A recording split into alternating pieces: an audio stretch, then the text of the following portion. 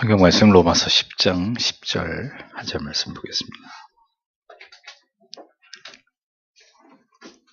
로마서 10장 10절 같이 읽겠습니다. 사람이 마음으로 믿어 의에 이르고 입으로 시인하여 구원에 이르느니라. 아멘. 제2장 믿음, 그 정의와 특성 1항에서 5항까지를 살펴보겠습니다. 1항, 성령께서 우리를 그리스도와 연합시키시는 끈이 되심. 지난주에 이어서 계속 성령에 대해서 성령이 어떻게 그리스도와 우리의 연합을 도모하여서 우리의 구원을 이루어가느냐, 이 부분을 설명을 합니다. 믿음에 대해서 논하기 전에 칼빈은 먼저 율법에 대해서 다시 설명을 함으로써 이해를 돕고 있죠. 하나님께서는 율법을 통해서 우리가 행해야 될 바를 정해 놓으셨기 때문에 그 중에 무엇 하나라도 지키지 못할 때는 율법이 선언하는 무서운 저주가 우리에게 임할 것이다, 이 사실을 천명합니다. 그 율법을 문자대로 지킨다는 것은 불가능하기 때문에 우리 자신에게서 율법을 지킬 수 있는 어떤 소망을 찾는 것은 무의미한 것이고, 그래서 우리가 영원한 저주 아래 있을 수밖에 없음이 우리의 결론이 될 수밖에 없다. 칼빈은 이 사실을 다시 분명하게 못을 박습니다. 그러므로 이러한 율법 아래서의 비참한 불행에서 구원을 얻어 자유를 얻을 수 있는 유일한 수단은 구속자이신 예수 그리스도뿐이다. 그리스도를 통해서 율법 아래에 있는 모든 죄인들은 긍휼히 여기심을 얻고 굳건한 소망으로 그 믿음 안에서 하나님의 도우심을 얻을 수 있다는 것을 칼빈이 정확히 설명을 하고 있습니다. 이러한 율법 아래서의 죄인의 비참함에 대한 인식에서부터, 그리고 믿음을 논하는 것이 언제나 이게 자연스러운 순서라는 것을 수도 없이 칼빈이 이것을 성경을 통해서 논증하고 있잖아요. 죄인의 비참함에서부터 구원을 이야기하고 믿음을 논하고 예수 그리스도의 대속주로서의 유일성, 이런 것들을 이렇게 논리를 그렇게 전개해 나가는, 먼저는 하나님이 당신을 사랑합니다, 이게 출발점이 아니라 항상 그렇습니다. 복음의 순서는 죄인의 비참함, 이것을 직시하는, 이게 출발점이라는 거죠. 그래서 그리스도가 얼마나 우리에게 보배롭고 존귀하신 구주이신지를 드러내는, 그래서 그리스도를 그렇게 드높이는, 그 복음을 받아들이라고 얘기하는, 이것이 자연스러운 복음의 흐름이고 순서라는 거죠. 하나님의 은혜로 말미암아 믿음으로 양자된 자들에게 있어서 그 믿음이 합당한 모습이 무엇인지를 살펴보는 것은 거듭 말씀드립니다. 아주 중요한 것이다. 우리의 믿음이 어떤 경로와 순서를 통해서 우리 안에 들어왔고 뿌리 내렸고 그리스도와 연합하여 그리스도인이 되었느냐, 이 경로를 세심하게 들여다보는 것은 너무 중요한 것이고, 그것을 잘 풀어서 설명하고 있는 것이 로마서란 말입니다. 많은 사람들이 교회를 다니면서도 아직 믿음이 무엇인지를 올바로 정의하고 이해하고 있지 못하는 경우들을 봅니다. 그래서 바른 믿음이 아닌 것을 믿음으로 여기고 그 거짓된 믿음의 프레임 안에 갇혀가지고 그것을 부지런히 이렇게 추구하는 안타까운 일들이 적지 않음을 봅니다. 사람의 생각이나 어떤 신념으로는 믿음으로 말미암은 역사를 기대하기 어렵습니다. 제가 아까도 공부하면서 그런 말씀을 드렸죠. 신앙과 신념의 차이는 뭐냐. 많은 사람들이 자기가 가지고 있는 신념을 신앙이라고 생각합니다. 신앙은 하나님이 믿으라고 우리에게 주신 계시를 믿는 것이고, 신념은 자기가 믿고 싶은 걸 믿는 것입니다. 그래서 신념은 신앙이 아닌 거예요. 신자는 자신이 가지고 있는 믿음에 대해서 열정을 가지고 진지하게 그 내용을 살펴보고 그것을 토파볼 필요가 있는 것입니다. 이 믿음의 실체가 뭐냐? 이 구원의 이 여정 속에서 우리가 성경을 통해서 끄집어낼 수 있는 모든 지식들이 무엇이냐? 이것을 분명하게 알아야 되는 거죠. 많은 사람들이 믿음이 무엇인지를 올바로 이해하지 못하기 때문에 잘못된 믿음에 현혹되는 일들이 허다한 것입니다. 칼빈 역시 이미 그 시대 속에서 그릇된 믿음으로 사람들을 현혹하는 현상들에 대해서 비판하고 있는 것을 우리가 보지 않습니까? 하나님께로 나아가기 위해서는 반드시 중보자의 도움이 필요합니다. 그러하게 주께서 자신을 우리에게 소개할 때 나는 세상의 빛이다, 어둠 가운데 너희에게 빛이 되기 위해서, 그 빛으로 구원의 길, 진리의 길, 영생의 길로 인도하기 위해서, 그래서 예수님 자신을 길과 진리와 생명으로까지 묘사하신 것입니다. 그러니까 그리스도로 말미암지 않고는 누구도 하나님께로 나아갈 수 없음을 말씀하신 이유는 오직 그리스도만이 아버지를 아시고, 그리고 자신이 원하는 신자들, 택자들에게만 그 아버지를 그들에게 계시해 주시기 때문이라는 거죠. 네. 바울 사도는 그래서 바로 이 예수를 자신이 증거한다고 설명하는 것입니다. 바울 사도는 이 예수 그리스도 아는 고상한 지식의 그 아름다움을 그렇게 높이고 있었던 이유가 거기 있는 것이죠. 가장 고귀한 가치이신 예수 그리스도에 대한 믿음을 나는 전한다고 이렇게 담대하게 말하고 있는 것을 보게 됩니다. 믿음은 그러하기에 하나님을 바라보는 것임과 동시에 이 두 가지를 아주 이렇게 균형 있게 얘기하는데, 하나님을 바라보는 것임과 동시에 그 하나님을 바라보는데 하나님을 어떻게 바라보느냐? 그의 보내신 자 예수 그리스도를 아는 것을 통해서 하나님을 바라봐야 된다. 이 아주 중요한 진리를 얘기하는 거죠. 예수님은 좀 비키시고 하나님하고 나하고 1대1로 뭔가 보여주시고 들려주는 걸로 내가 하나님을 알겠다. 가짜란 말이에요. 그런 믿음. 그리스도의 빛이 우리에게 비춰지지 않는다면 결코 하나님의 존재하심을 우리가 알 수가 없는 것입니다. 하나님께서는 자신에 대한 모든 계시를 아들에게 간직하게 하셨고 그 안에서 자신을 드러내고자 하셨습니다. 그러하기에 그리스도께서는 아버지의 축복을 우리에게 전달해 주시는 영광의 참 형상으로 자신을 우리에게 나타내신 것입니다. 구약의 모든 이야기들은 예수 그리스도의 그림자예요. 그림자. 그러니까 실체가 오기 전에 그 그림자를 보여주면서 이런 분이 오신다. 너희의 메시아가 오신다. 그를 바라라. 그를 기대해라. 그게 구약의 내용인 거고, 실체, 그 오신 예수 그리스도의 실체를 신약이 활짝 드러내면서 약속하신 메시아가 이분 아니냐. 우리는 그를 통해서 하나님을 알고 하나님께로 나아갈 수 있는 것이다. 그 얘기를 하고 있는 것이죠. 우리가 그리스도를 구주로 영접하게 되는 일에는 여기서 이제 이 얘기를 하는 거죠. 반드시 성령의 이끄심이 필수적이다라는 겁니다. 하나님을 아는 것은 오직 하나님께서 인간의 모습으로 오신 예수 그리스도를 통하지 않고는 절대로 허락되지 않았는데, 아우구스티누스의 말을 칼빈이 여기서 이렇게 인용을 하는 거죠. 우리가 알아야 할 것은 바로 우리가 어디로 가느냐 하는 것과 어느 길로 그곳에 가느냐 하는 것이다. 이렇게 말했습니다. 그래서 믿음의 목표와 그 믿음을 얻기 위한 수단에 대해서 정확하게 밝힌 거죠. 또 아우구스티누스는 이 점에서 온갖 오류를 피하는 가장 확실한 길은 하나님이시며 사람이신 예수 그리스도를 아는 것이다. 하나님께로 나아가야 되는데 하나님께로 나아가는 길은 예수 그리스도를 통해서 나아가는 것이다. 아주 명백하게 설명하고 있는 겁니다. 바울의 진술처럼 믿음의 모든 견고함이 오직 그리스도 안에 있다는 것을 기억하라고 얘기하죠. 베드로 사도의 가르침처럼 우리가 하나님을 믿되 그 믿음은 언제나 그리스도로 말미암아야 된다. 이 복음의 핵심인 거죠. 그리스도를 통하지 않고 하나님을 알고자 하는, 하나님을 경험하려고 하는, 자꾸 경험적으로 하나님을 뭘 보고 느끼고 듣고 계시, 이런 모든 시도들은 다 무모한 것이고 비성경적인 거란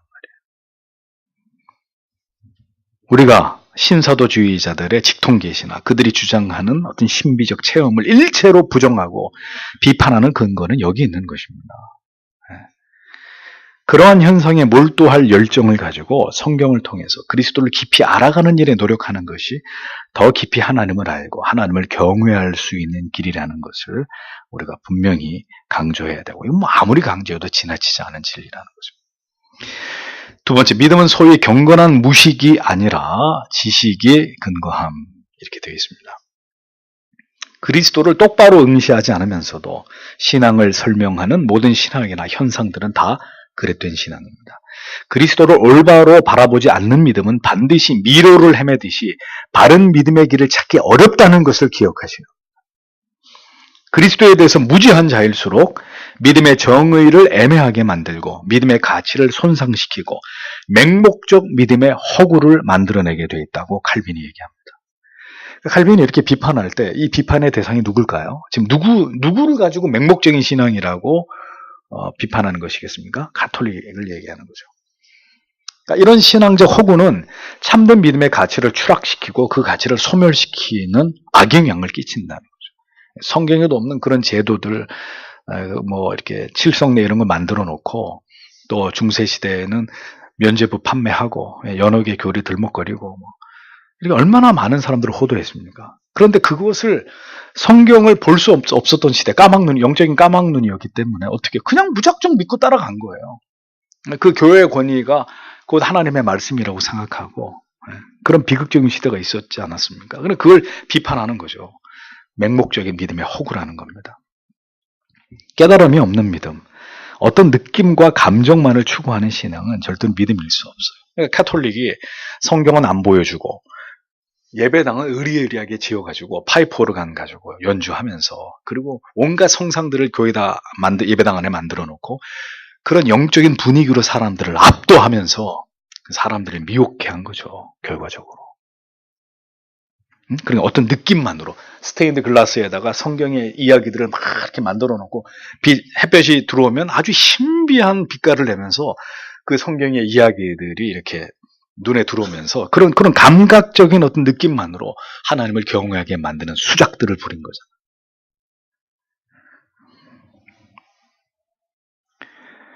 믿음은 무지가 아니라 분명한 지식에 기반해야 합니다. 여기서 말하는 지식은 하나님에 대한 지식과 하나님의 뜻을 아는 지식을 의미하는 것이다 라고 얘기합니다. 오직 그리스도로 말미암아 이루어진 화목으로 인해서 그리고 그리스도께서 의로움과 거룩함과 생명으로서 우리에게 주신 바 된 그 결과로 하나님께서 우리의 자비하신 아버지이심을 알게 될 때 우리는 구원을 얻게 되는 것이다. 이렇게 칼빈이 설명을 합니다. 그러니까 그 지식의 정점에 뭐가 있어요? 이신칭의 복음이 있는 거예요. 세례로 말미암은 그리스도의 연합을 통한 구원을 성경이 이렇게 분명하게 명시하고 있는 것입니다. 바울 사도는 사람이 마음으로 믿어 의에 이르고 입으로 시인하여 구원에 이르느니라고 말했습니다. 이것은 우리가 반드시 진리를 깨닫고 자세하게 살핌으로써 믿음을 얻을 수 있는 것이다. 믿음을 얻게 된다라는 것을 시사하는 말씀이라는 거죠. 그러니까 맹목적으로 뭘 믿는지도 모르고 그냥 교회가 시키는 대로 사제가 하라는 대로 목사가 시키는 대로 그렇게 주를 믿는 것은 신앙이 아니라 뭐다? 신념이다. 믿음이 아니라 미신이다 라는 겁니다. 그냥 이렇게 비나이다 했잖아요. 정화수 떠놓고 그냥 비나이다, 산신령께 비나이다 뭐 이런 식의 신앙. 기독교는 그러한 저급 종교가 아니거든요. 그렇게 믿고도 구원을 얻기를 바라는 무지하고 어리석은 인간들의 헛된 바램들, 그 믿음이 아니라는 거예요. 지금도 단언하건대 많은 사람들이, 많은 분들이 자기가 무엇을 믿는지도 모른 채로 교회를 다니고 있다. 믿음이 무엇인지조차도 정의하지 못하고 무지한 상태로 하나님을 추구하고 있다. 믿음이 뭐냐, 회개가 뭐냐, 기도가 뭐냐, 구원이 뭐냐, 성화가 뭐냐, 아무것도 모른다 이거죠. 하나님에 대한 분명한 인식, 성경의 진리를 통해서 하나님을 아는 선명한 지식에 정초하지 않을 때 우리의 믿음과 우리의 의는 다 무의미하고 무가치한 것이 될 수밖에 없다고 이미 칼빈이 그 시대에 이런 부분들을 분명하게 우리에게 이야기하고 있습니다. 세 번째, 로마 교회의 소위 맹목적 믿음의 교리는 기본적으로 거짓입니다. 칼빈은 이제 드러내면서 로마 카톨릭의 믿음은 가짜다. 그건 거짓이다. 이렇게 대놓고 로마 카톨릭의 이 맹목적 믿음에 대해서 비난하고 있습니다. 칼빈은 하나님의 임재 가운데로 더 나아가지 않는 한 우리는 온통 무지로 둘러싸인 환경에서 맹목적인 믿음을 따라서 하나님을 신앙하는 오류에서 자유로울 수 없다고 얘기했습니다. 저는 100%, 200% 동의합니다. 하나님의 진리의 말씀을 통해서 하나님의 임재 가운데로 더 어제보다 오늘보다 내일 더 가까이 나아가지 않으나 우리는 온통 무지로 둘러싸인 환경에서 맹목적인 믿음을 따라서 자기의 생각과 마음과 감정을 쫓아 맹목적인 신념을 쫓아가는 하나님을 신앙함에 있어서 큰 오류에 빠진 이런 믿음의 길을 갈 수밖에 없다고 칼빈이 분명히 얘기했습니다. 교회가 우리를 바른 믿음으로 인도할 것이라고 믿고 그 영적으로 무지함 속에서 겸손한 자세를 취한다면 여러분 그게 믿음이에요? 어리석음이에요? 네? 그래도 무조건 순종하는 거야 목사한테는. 그래야 복 받는겨. 이게 믿음이에요? 믿음 아니에요? 믿음은 하나님과 그리스도를 아는 지식에서 비롯되는 것이지 교회의 모든 권위에 복종하는 것이 전부가 될 수는 없는 것입니다. 그러니까 이런 말이 굉장히 위험한. 그러니까 복종할 필요 없어. 무조건 들이받는 거야. 또 이렇게 가면 안 되는 거잖아요. 지금은 모든 권위를 다 부정하고 보는 시대이기 때문에 사실 이런 얘기를 충분히 바르게 전달하면서도 목사는 걱정이 되는 거죠. 모든 권위는 다 썩은 거야. 이렇게 극단적으로 가실 수 있으니까. 그게 아닌데. 카톨릭이 그랬단 말이죠. 교권주의 횡포를 이 부분에서 칼빈이 강하게 비판하는 거예요. 그러니까 맹목적으로 교회 모든 지도만 열심히 쫓아가고 순종하고 그 겸손하게 그 말씀을 따른다고 하면 그럼 당신이 구원받는 거냐? 아니라는 얘기를 하는 거죠. 그러니까 가톨릭의 이런 권위주의, 교권주의는 명백하게 오류라는 거예요. 이단이라는 거예요. 가장 어리석은 신앙의 모습은 자기들이 지금 매우 위험한 지경에 처해 있음에도 자기들은 가장 안전하다고 믿고 가장 올바른 진리를 소유하다고 믿는데 실상은 어둠 속에 있는 것이다라는 겁니다. 무지 속에 있으면서도 자기들은 바른 지식 가운데 있다고 착각하는 것. 이러한 신자들은 그때나 지금이나 부지기수라는 것이 참으로 안타까운 일이 아닐 수 없는 것입니다. 그러니까 가톨릭도 그러했듯이 여러분, 그러면 그 당시에 지금 가톨릭만 우리가 욕할 입장입니까? 절대로 아니에요. 지금도 무지한 성도들과 교회는 어떻게 교회의 권위와 가르침만, 목사의 가르침만 잘 따르면 된다고 믿는 맹목적인 믿음을 견지하고 있단 말이죠. 온 세상에 매스컴이 들고 일어나서 그 교회의 부조리하고 타락한 부분들을 맹공을 퍼부어도 자기들만의 아성을 구축하고 끄떡도 하지 않잖아요.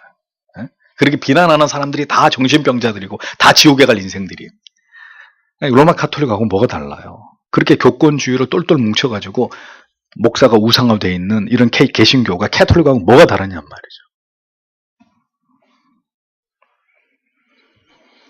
무엇이 올바른 믿음인지 아닌지 전혀 이에 관심조차도 없이 무지한 가운데 종교적인 삶을 살아가는 사람들이 적지 않습니다. 단언하지만 교회를 다닌다고 해서 모두 참된 신자가 아닙니다. 그들의 믿음이 무엇에 기반하는지에 따라서 참된 신자일 수도, 맹목적 어떤 신앙을 따라가는 무지한 교인이 될 수도 있는 것입니다. 이게 여러분 중요한 문제가 아닐 것 같으면 칼빈이 왜 이토록 이 문제를 집요하게 다루면서 우리에게 바른 믿음에 대해서 호소하겠습니까? 성경에 철저하게 기초한 믿음이 아니라면, 교리적 올바른 지식에 기초한 믿음이 아니라면 그것은 결국 올바른 믿음이 아니고 그런 신앙을 가르치는 것, 그런 신앙에 얽매이는 것 모두 다 정상적인 신앙이 될 수 없는 것입니다. 네 번째, 바른 믿음이라도 항상 오류와 불신앙에 둘러싸여 있어. 자, 맹목적 믿음에 대해서 막 비난하고 그 실체를 이야기하다가 이제 그런 치우친 관점으로 바라보면 바른 믿음인데도 그 바른 믿음이 성숙하거나 그 믿음의 뿌리가 깊지 않기 때문에 어떤 오류와 불신앙이 나타나는 문제들을 보게 될 거 아닙니까? 그럼 또 그것 때문에 바른 신앙이 아니라고 이렇게 또 속단할 수 있기 때문에 그거에 대한 반론을 펼치는 겁니다. 그러니까 온갖 오류가 우리 안에 존재하기 때문에 우리가 모든 것을 깨닫고 이해할 수 없기 때문에 반드시 우리의 신앙에도 오류가 있을 수 있다는 거 부정할 수 없다는 거예요. 우리가 다 알아요. 우리가 다 깨달았어요, 진리를. 사도는 가르치기를 어떤 문제에 대해서 생각이 다르거든 어떻게 해요? 계시를 기다려야 된다고 말했습니다. 날마다 성경을 대하면서도 우리가 깨닫지 못하는 구절들을 보면서 우리는 우리의 무지를 보게 되잖아요. 그러므로 우리는 언제나 하나님 앞에서 항상 배우고자 하는 자세를 가져야 된다. 그러니까 어떤 이슈가 생겼고 이것을 하나님의 말씀을 가지고 계속 이렇게 논함에 있어서 답이 안 나오는 거예요. 왜냐하면 이 사람 주장도 옳고 이 사람 주장도 옳기 때문에. 예를 들면 무천년이 옳으냐 역사적 전천년이 옳으냐. 충분히 성경에 이거 양쪽의 이론에 대한 충분한 근거가 있기 때문에 이게 끝이 없는 논쟁이 되는 거예요. 그러면 서로 그거 가지고 물고 뜯고 싸우고 네가 옳다, 네가 그러다 그렇게 하지 말라는 거죠. 그거는 본질의 문제가 아니잖아요. 그럼 놔두는 거예요, 그냥 놔두고 기다리는 거예요. 그게 어떤 것이 분명하다는 게 명백하게 밝혀져야 되는 게 하나님의 뜻이라면 밝혀질 것이고 그게 우리의 구원의 문제와 관련 없는 것이라면 역사적 전천년을 따라가든 무천년을 따라가든 천국에 가는 거는 이상이 없게 되겠죠.